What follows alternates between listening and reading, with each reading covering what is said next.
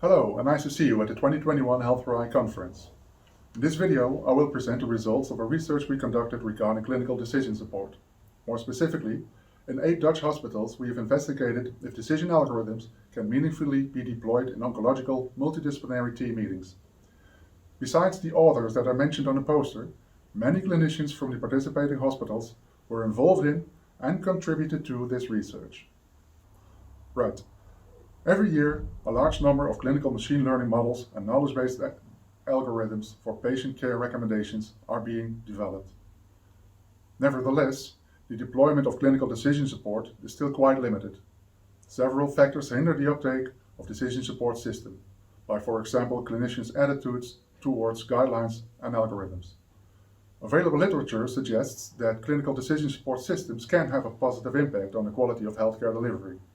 However, there is a critical need to rigorously evaluate clinical decision support systems to better understand how they can successfully be implemented to improve patient outcome.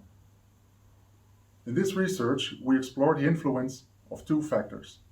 First, we want to evaluate the availability of patient data that is required by the decision algorithm in order to use it properly. And second, we aim to evaluate the concordance between the algorithm recommendation and the multidisciplinary team recommendation. 8 hospitals participated in this research. These are geographically spread over the Netherlands and are both academic and non-academic hospitals. In every hospital, 1 or 2 cancer types were evaluated.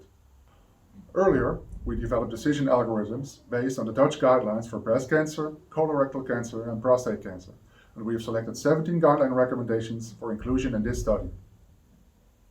One researcher, a medical doctor, captured the available data during the multidisciplinary teams at the hospitals. The captured data for every case was then plotted onto the decision algorithms. These always have the same structure, starting on the top with a root node which represents the concerning population. Next, there are several nodes which are representing patient and disease characteristics with different values that are plotted on the branches. And at the bottom, the leaves of a decision algorithm contain the clinical practice guideline recommendations. If all characteristics required by the decision algorithm for a single patient are available, this results in the highlighting of one pathway that leads to a single leaf. In case data is missing, the decision algorithm still highlights all potential leaves, regardless of which data is missing and its position in the decision algorithm. This usually results in multiple highlighted leaves with recommendations. For our first objective, we evaluated whether the available patient data was sufficient to generate a single decision algorithm recommendations. Subsequently, for the second objective, the cases that had sufficient data were classified as 1. Concordant, 2. Conditional concordant, which means the multidisciplinary team specified a prerequisite for the recommendation, or 3 cases could be assigned non-concordant. 59 MDT meetings were attended across 8 hospitals, and 355 cases were included.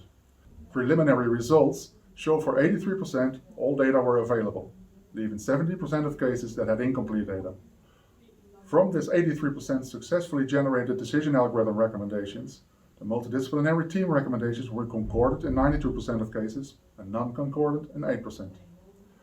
So, in summary, in this research we have observed that for the majority of patients, the recommendations between the decision algorithm and the multidisciplinary team were concordant.